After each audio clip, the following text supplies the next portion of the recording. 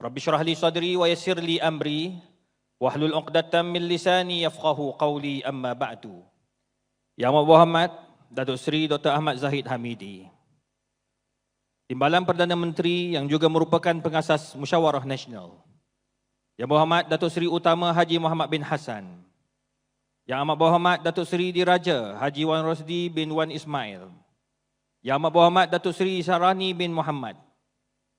Yang Amat Berhormat yang berbahagia Tan Sri Abdul Ghani Osman, pengurusi-pengurusi teras, datuk-datuk, para profesor, muslimin muslimat yang dirahmati Allah. Assalamualaikum warahmatullahi wabarakatuh. Pertama sekali, kita bersyukur kerana pada pagi ini kita dapat sama-sama berkongsi ilmu, saling ingat memperingati antara satu sama lain, yang bertujuan untuk melihat kepada keresahan orang Melayu Islam. Tetapi saya lebih kepada keresahan terhadap orang Melayu terhadap isu-isu agama. Saya ucapkan ribuan terima kasih kepada Yang Muhammad Datuk Seri ketika baru-baru ini dalam mesyuarat pertama, bila ditanya adakah slide kami ini atau kajian kami ini akan disemak lebih dahulu di Pejabat Timbalan Perdana Menteri. Datuk Seri pesan, jangan. Saya lantik 5 orang ini adalah orang-orang yang dalam bidang. 4 orang profesor dan seorang Tan Sri Said merupakan orang yang berada di dalam bidang kewangan Islam, dalam bidang kewangan. Jadi oleh sebab itu, alhamdulillah, cakaplah hasil kajian dan jangan tukar data yang kami dapat. Jadi alhamdulillah, insya-Allah apa yang saya akan bentang ini berdasarkan data, sebab diberi masa dalam tempoh 2 minggu sahaja untuk siapkan data itu. Tak pernah dibuat orang 2 minggu, tuan-tuan. Tapi selalunya kita buat dalam 6 bulan baru dapat data tepu. Kalau orang buat penyidikan, dia tahulah data-data ni. Tapi walau bagaimanapun, alhamdulillah kami dapat dengan menggunakan pelbagai kaedah. Tuan-tuan dan puan yang dikasihi sekalian, untuk pengetahuan semua, kluster ini ada 3 orang penasihat sebab dia melibatkan agama. Kita tak boleh terpijak, orang kata apa, pijak wayar, orang tua-tua kata. Jadi antara penasihat adalah Mufti Wilayah Persekutuan. Yang kedua, Sahibus Samahah Mufti Negeri Melaka. Yang ketiga, Dr. Haji Roslan bin Said, Setiausaha Majlis Perundingan Ummah JAKIM ataupun mewakili JAKIM. Sebab semua yang saya akan bentang ini ada kaitan dengan JAKIM dan JAKIM akan membantu untuk menguruskannya. Ahli kluster semua ada pakar-pakar dia. Pertama, Profesor Dr. Ahmad Munawar daripada UKM, pakar metod. Kedua, Profesor Madya Dr. Azmul Fahimi daripada UKM dan juga KPT. Kemudian kita ada Datuk Muhammad Zaidi Ramli daripada JAKIM, KP Jauhar. Kemudian kita ada Dr. Hashim bin Ahmad Suyuti daripada USIM. Yang kelima, Dr. Ridwan bin Datuk Yasin daripada UPNM. Tuan-tuan dan puan, Datuk Seri, izinkan saya berjalan bolehkah? Santai-santai je tuan-tuan, saya nampak stres semua ni. Kandungan yang kita akan bincang ada 3 benda. Pertama, hasil kajian lapangan yang kita dapat tentang keresahan orang Melayu terhadap agama Islam di Malaysia. Yang kedua, cadangan solusi, dan yang ketiga, kesimpulan. Untuk hasil kajian ada 5 benda yang saya akan sentuh, iaitu analisis profil demografi responden. Yang kedua, identiti dan kedudukan Melayu Islam. Yang ketiga, institusi agama dan perundangan. Yang keempat, pengaruh luar dan cabaran pemikiran. Yang kelima, sosial politik, pendidikan dan ekonomi Islam. Tuan-tuan dan puan, hasil kajian lapangan terhadap keresahan umat Islam berkaitan agama Islam di Malaysia. Pertama, analisis profil demografi responden. Walaupun kita dapat hanya dalam tempoh 2 minggu itu, tak sampailah untuk kutip data seminggu, kami dapat 642 responden. Cantiknya, tuan-tuan dan puan, penglibatan hampir seimbang. Lelaki 53.9, manakala wanita 46.1%. Saya hantar semua dalam grup-grup kepada kawan-kawan YB, UMNO, PAS, Keadilan, Amanah. Saya kata hantar, biar dapatan saya ini cantik. Sebab kita tak nak ada orang kata bias, ini untuk UMNO saja atau ini untuk PAS saja, ini untuk keadilan saja. Biar semua. Sebab Islam untuk semua. Jadi dapat Alhamdulillah dalam tempoh yang sangat singkat, hanya 2 hari saya buka dalam Facebook, dapat 642. Kalau buka lama lagi, saya yakin dapat sampai 5,000 masa saya buat kajian untuk COVID. Sampai 7,000 orang. COVID, tutup masjid punya isu. Tapi Alhamdulillah, ini kira bagi kami banyak kalau kita ikutkan metod yang dibenarkan. Okey, dominasi umur 41 tahun ke atas sebanyak 62.5% menunjukkan pandangan matang dan stabil. 17% antara 30 hingga 39, 20% penyertaan bawah daripada 30 tahun. Jadi maknanya budak-budak muda pun bagi idea sini. Latar belakang pendidikan, Alhamdulillah, majoriti responden berpendidikan tinggi dengan 36.4% ijazah sarjana muda dan 13.4% ijazah lanjutan, iaitu PhD ada 9%, mana bakinya adalah masters. Kemudian kita ada ia mencerminkan input berasaskan pemikiran kritikal. Okey? Ni mula-mula ni data dululah, saya bentang data, lepas tu baru kita detailkan. Selalu orang buat data ni tidur banyak ni, jangan tidur tuan-tuan. Sebab kalau kita tengok baca Yahudi data, dia tak main sembang-sembang apa semua. Ya? Sekarang ni kajian di Israel, dia orang buat kajian cara sembelih pun dia nak tahu peratusan tajam pisau itu berdasarkan hadis Nabi. Tajam tu berapa persen? Untuk lembu berapa persen? Dia orang main persen, dia tak main dah tajam. Macam mana tahu yang tajam? Potong kertas putus. Tak. Orang perempuan semua sekali benda putus dia akan kira tajam. Tu data. Yahudi dia tu. Saya membaca yang Yahudi punya perangai tuan-tuan. Dia semua data. No sembang-sembang dia. Okey, tu sebab saya buat benda ni. Jadi harap jangan tidur tuan-tuan. Ni data ni penting, tambah-tambah adik-adik tu. Okey? Jadi maknanya yang bagi pandangan ni orang bijak pandai. 24.5% lepasan diploma dan 25.7% lepasan sekolah menengah. Maksudnya budak-budak rendah macam anak-anak saya lepasan sekolah menengah, diploma, dia orang juga menjawab. Anak saya pun menjawab yang sekarang ni berada dekat Mara. Okey, status pekerjaan, kaki tangan, sektor awam terbesar 33.2%. Yang kedua, tidak bekerja, pelajar, suri rumah 23.4%, swasta 21.8%, kerja sendiri. Swasta tu yang kerja sendiri ni macam dia buat bisnes sendiri, menanam, macam-macam lah. 11.7% kerja sendiri. Yang terakhir, lokaliti kediaman 64.8% responden menetapkan di kawasan bandar, menggambarkan suara urban yang terdedah kepada isu globalisasi tekanan sosial. Dan 35.2% adalah golongan menetap luar bandar. Okey, analisis profil demografi responden. Pertama, hubungan identiti Melayu dengan Islam. 95.8% responden bimbang identiti Melayu terjejas tanpa asas Islam, menunjukkan agama sebagai teras jati diri bangsa.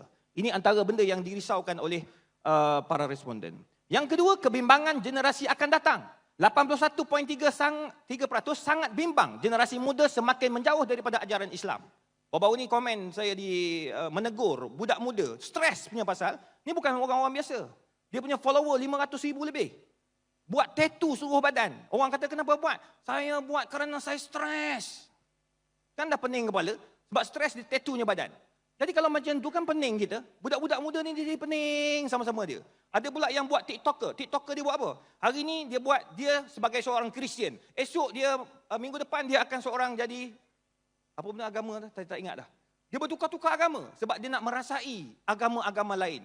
Betul, kita menghormati agama, tetapi jangan sampai kau terlibat jadi Buddha pula. Ini budak-budak muda punya pemikiran. Lain, dia tak sama macam Datuk Seri Khalid ada kat belakang. Ya, siapa lagi? Tak sama. Jadi maknanya benda dah berbeza sangat. Sokongan perlembagaan.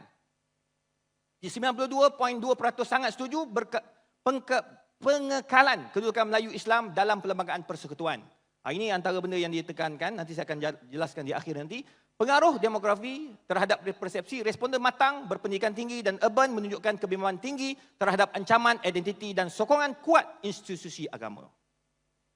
Okey? Ini kesimpulan yang saya boleh buat apa yang tadi saya sebut.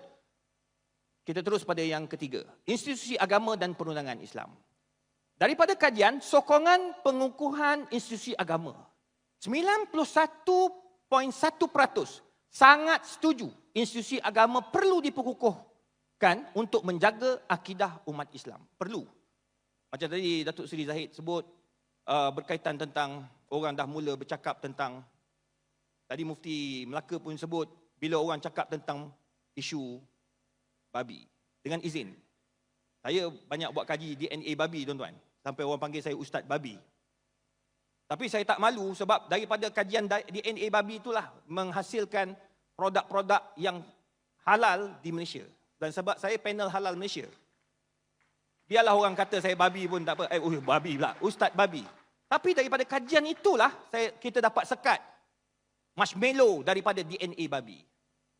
Kita dapat sekat makanan-makanan yang tidak sepatutnya. Jadi oleh sebab itu, tuan-tuan dan puan, perlu ketegasan terhadap isu itu. Ya, bila tuanku dah sebut, kita kena sambut, kita kena tegas. Ya. Peranan. Yang kedua, peranan institusi agama dalam institusi sensitif. 86.5% responden mahu institusi agama campur tangan secara aktif dalam isu agama. Ya, tentang isu pengambilan tanah untuk kuil. Ini satu isu. Bukan apa sebab kita orang Islam pun nak dapatkan tanah. Sebab saya pernah jadi ahli majlis agama Islam wilayah persekutuan. Nak buat surau masjid pun perlu tanah wakaf. Jadi oleh sebab itu, orang lain pun kalau nak, dia kena gunakan kaedah yang betul. Yang ketiga, kebimbangan terhadap kuasa mahkamah syariah. Ini sangat tinggi juga. 79.5% bimbang kuasa mahkamah syariah terhad. Sebab dia terhad, 87.6% anggap undang-undang syariah relevan dan penting untuk dikekalkan. Cuma dia orang minta akan ditambah baik. Baik. Implikasi terhadap pentadbiran agama, sokongan kuat memberi mandat sosial kepada kerajaan untuk mempertingkatkan institusi dan bidang kuasa mahkamah syariah. Ini hasil kajian. Saya buat daripada hasil kajian, keluarlah benda-benda ni. Terdapat keperluan mendesak untuk mempercepatkan usaha menaik taraf kedudukan mahkamah syariah, termasuk melalui pindaan akta berkaitan seperti RU 355 atau seumpamanya. Sekarang ni macam contoh, saya yakin, kalau di peringkat rakan-rakan dalam PAS, dia nak kepada undang-undang hudud. Atau yang lain nak kepada apa lagi? Nak potong tangan ke apa semua. Memang, itu tak ada orang Islam yang tak nak. Sebab itu dalam Quran, dalam hadis. Tetapi nak pergi ke sana, perlu melalui yang ini dulu, 355. Jadi benda-benda macam ni perlu dipertingkatkan. Jadi kita serahkan kepada pakar-pakar lah, mahkamah hakim-hakim, peguam-peguam syar'i dan juga pakar-pakar mahkamah syariah, mahkamah sivil dan sebagainya. Secara keseluruhan, data ini menggambarkan bahawa masyarakat Melayu Islam melihat institusi agama dan sistem perundangan syariah bukan sekadar entiti pentadbiran, tetapi sebagai komponen fundamental dalam struktur perundangan negara yang mesti dipertahankan integriti dan bidang kuasanya. Yang keempat, pengaruh luar dan cabaran pemikiran. Ini yang sekarang kita risau untuk anak-anak kita. Pertama, penolakan fahaman liberal dan pluralisme. 84.6% sangat bimbang fahaman liberal ini. Sangat bimbang. Sebab liberal ni dia macam-macam. Ya, tuan-tuan, kalau kita kaji, banyak benda lah yang perlu dipertekankan. Itu sebabnya mufti-mufti sangat menekankan agar supaya fahaman liberal ini tidak berkembang kepada anak-anak muda kita. 84.9% bimbang doktrin pluralisme mencairkan akidah. Ini pun antara hasil yang kita lihat. Bila tengok dia orang jawab-jawab tu, saya tengok dia punya pattern sama je. Semua amat risau, amat risau, amat risau. Sebab apa? Sebab dia orang tahu benda ni sangat bahaya. Walaupun yang jawab ni pun tak pergi masjid dan surau juga. Tapi dia risau anak dia rosak. Bapak dia isap rokok. Tapi dia takut anak dia isap rokok. Kau jangan isap rokok, rosak. Jangan jadi macam bapak. Bapak tak apa, nak mati dah. Jadi maknanya jawapan tu kemas lah, cantik lah. Ya? Boleh terima lah, boleh diterima. Minta maaf bagi yang perokok. Sebab saya bersama dengan fatwa yang mengharamkan. Minta izin, minta maaf. Saya kekal dengan fatwa tersebut. Manakala yang isap tu, ambillah fatwa makruh. Datuk Seri minta maaf, Datuk Seri. Takut ada kawan-kawan Datuk Seri yang isap. Saya orang fatwa tak reti kona-kona. Minta maaf tuan-tuan. Saya pegang dengan fatwa negara dan juga antarabangsa. Kebimbangan terhadap media sosial dan budaya barat. Ini saya risau. 81.8% sangat bimbang pengaruh media sosial membawa budaya luar tidak selari dengan Islam. Tuan-tuan tahu tak sekarang ni, dulu zaman-zaman saya belajar kat universiti, belajar dekat college, tuan-tuan, mana ada orang jual alat kelamin lelaki secara terbuka? Nampak lawak kan? Ini yang berlaku. Mak bapak dapat jumpa. Saya ni pensyarah. Tapi pada masa sama saya pergi masjid. Saya berceramah seluruh Malaysia. Bila saya jumpa orang kampung, jumpa orang bandar, dia kata, "Ustaz, saya jumpa anak saya. Dia beli ni. Dia letak atas meja, berbam, bergegar tu, tuan-tuan."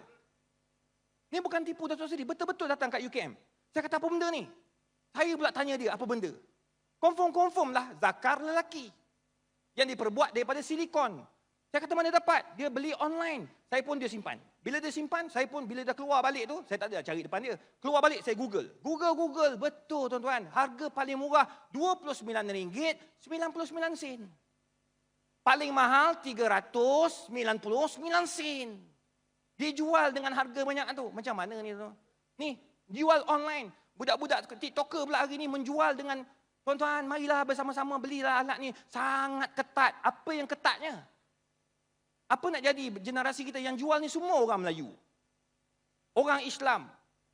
Baru-baru ni lagi tu, TikToker juga. Bukan sikit, sejuta followers dia. Perempuan buat video. Sebab saya tahu ni bukan apa, saya tak tengok tuan-tuan. Sebab saya followers pun sejuta juga lebih. Jadi followers saya pun sejuta lebih, campur-campur 2 juta. Jadi dia orang ni, dia follow saya walaupun dia tu. Bayangkan dia TikToker dia jual ni, orang perempuan makan apa tu? Jamu. Wanita dia dengan jamu. Dia makan jamu. Dia pakai, sambil dia jual jamu, sambil dia pakai seluar. Nampak boxer dia. Saya terkejut. Saya swipe. Alhamdulillah. Saya swipe. Dato' Seri, saya swipe. Datuk Syamsul Sarah, jangan tengok saya macam tu. Saya swipe. Apa nak jadi ni? Tapi jutawan. Jual jamu tu jutawan. Datuk Maidin pun ada. Maidin pun tak buat macam tu. Betul Datuk? Betul. Saya pembeli Maidin. Penyokong Maidin.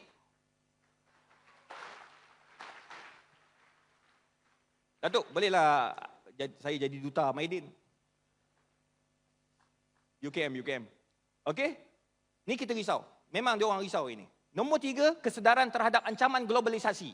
Responden menunjukkan resistensi tinggi terhadap pengaruh luar yang dianggap ancaman eksistensi kepada akidah Melayu Islam. Ini antara benda yang dirisaukan, pengaruh luar.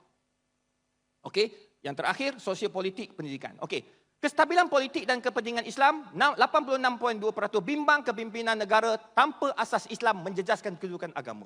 Ini sangat kita risau. 82% sangat setuju bahawa kestabilan politik Melayu adalah prasyarat utama untuk menjaga kepentingan Islam di Malaysia.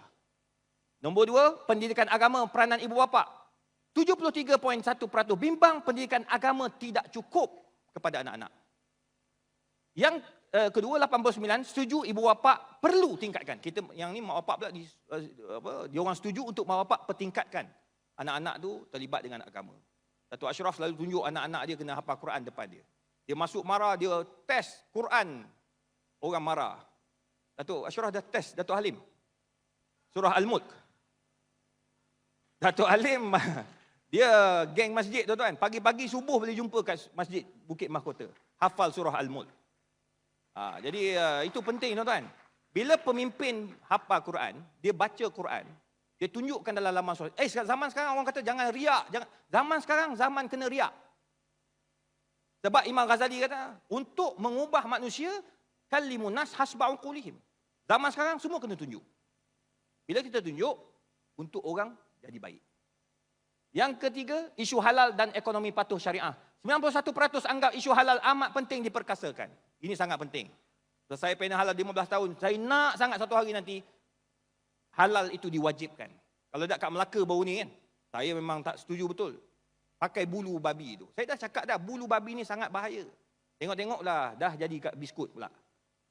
Tengok, 77% risau sistem ekonomi tidak patuh syariah menjejaskan umat Islam. Nanti ini yang bab ekonomi Tan Sri akan cadangan solusi. Okey, ada 5. Pertama, memperkasakan institusi dan perundangan syariah. Menaik taraf kuasa Mahkamah Syariah melalui pindaan Akta RUU 355. Dan insya-Allah JAKIM akan ambil perhatian hal ini. Okey, sikit lagi, 1 minit. Boleh, 1 minit. Yang kedua, menubuhkan Majlis Profesor Pengajian Islam Negara. Ini mungkin nampak pelik, tetapi sudah ada di zaman Omar Abdul Aziz. Kenapa? Sebab di situ Umar Abdul Aziz ada Maimun bin Mehran, Syekh Al-Faqih. Zaman dulu tak ada profesor, dia ada Syekh Al-Faqih Al-Alim, menjadi penasihat kepada pemimpin. Dia ada 10 lebih kurang pemimpin penasihat, termasuk Hasan Al-Basri. Apa tugas mereka? Memberi nasihat berkala secara rasmi kepada Kabinet Malaysia terhadap isu-isu agama. Betul ada menteri, ada menteri agama, betul ada mufti, tetapi mufti dia lebih kepada negeri. Menteri-menteri agama perlu. Sebagai contoh, Datuk Seri Zahid ada penasihat agama dia. Datuk Mat Hassan masa jadi MB Negeri Sembilan ada penasihat agama dia, saya tahu. Siapa lagi? Datuk Syarani pun ada penasihat agama dia. Datuk Ashraf ada penasihat agama dia. Dekat 10 orang, saya tahu dia punya tim. Dia akan tanyalah apa nak cakap ni, apa istilah-istilah. Tu jadi tim dia akan sakit kepala, tolong fikirkan apa istilah yang terbaik. Datuk Halim ada dia punya tim dia. Dia akan tanyalah hukum hakam. Datuk Tajul tanya bab wakaf. Letih menjawab wakaf dia tu. Mana Datuk Tajul? Ada. Dia geng-geng taman tuan-tuan, dia orang ni. Dia tu ada masalah dia tanya ustaz-ustaz. Bagus, penting tuan-tuan puan. Benda ni sangat penting. Kalau tidak ada penasihat agama, itulah yang berlaku kita mandi air dekat Bukit Bintang. Kan dah susah. Tak salah kalau menteri bukan Islam minta pandangan, okey tak kalau kita buat sekarang? Dan terima kasih kepada Puris datang tu. You buat pula Puris. Terima kasih banyak buat program. Saya tak dapat hadir sebab saya ada kat luar kawasan. Tapi bagus. Dia buat baca surah Al-Mulk terus. Kalau tak berkat lagi tak tahulah ke Bukit Bintang tu. Baik. Yang ketiga, pemerkasaan institusi dan perundangan syariah. Saya makan semula selebus pendidikan. Ini seperti mana yang Datuk Seri sebut, sedang mengangkat Hufaz. Tahun 2050 kita akan ada 125,000 Hufaz. Ke mana dia orang pergi ni? Saya antara hafal Quran, nak ke mana? Saya alhamdulillah dapat jadi pensyarah. Yang akan datang, tak kira lah apa parti pun, tak kisah. Yang penting anak kita yang menghafal Quran, ke mana pergi dia? Saya mencadangkan supaya kita jadi macam zaman Tun Abdullah Badawi, almarhum, yang dikira sebagai pembangunan modal insan, yang telah mensasarkan guru Jekov seramai 33,000 orang pada tahun 2011-2013. Yang sebut tu Timbalan Menteri Pelajaran, Datuk Seri Wee Ka Siong masa tu. Boleh semak. Datuk Seri yang bukan agama Islam pun tolong perjuangkan Jekov. Zaman sekarang, adakah benda itu berlaku? Jadi saya harap menteri-menteri yang bukan Islam patut menghormati apa yang dikaitkan dengan agama Islam. Jangan kita buat kacau dan bergaduh. Akan bergaduhlah semua. Yang keempat, komunikasi strategi dan pengawalan pengaruh luar, memperkasakan rancangan akademik agama TV, radio seperti Forum Perdana, Tanyalah Ustaz. Sebab sekarang ni dah jadi lain dah. Macam Tanyalah Ustaz, siapa yang TV3 dulu, berjuta orang tengok. Sekarang siapa nak masuk situ, you kena cari sponsor. 1 juta, orang. Susahlah macam tu. Jadi program agama makin hilang dan akhirnya hiburan akan bertambah. Yang kelima, kestabilan sosioekonomi berteraskan syariah. Ini pun penting. Daripada sinilah kita memperkasakan Akta Persiapan Halal Malaysia hingga ke tahap wajib. Maksudnya wajibkan agar industri makanan mengambil lebih ramai kaki tangan pengajian Islam sebagai penasihat syariah dan eksekutif halal bertauliah. Jadi ini menyokong data yang ketiga di atas. Jadi tuan-tuan dan puan, sebagai kesimpulan akhir, kesedaran dan ketegasan masyarakat Melayu Islam, ancaman pengaruh luar, keutamaan institusi agama, kepimpinan politik, semuanya sangat dirisaukan oleh umat Islam di Malaysia. Semoga Allah Subhanahu Wa Taala merahmati kita dalam memperkasakan agama Islam di negara ini, insya-Allah.